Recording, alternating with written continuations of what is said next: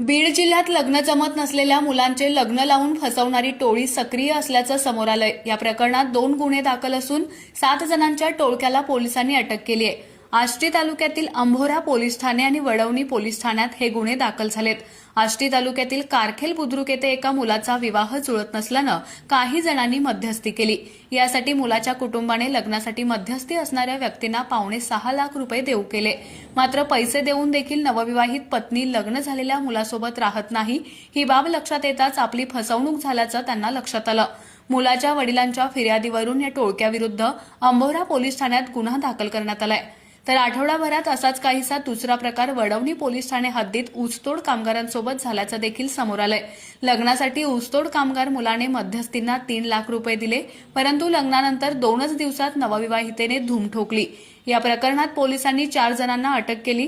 दरम्यान नागरिकांनी खात्री करूनच लग्न जुळवावं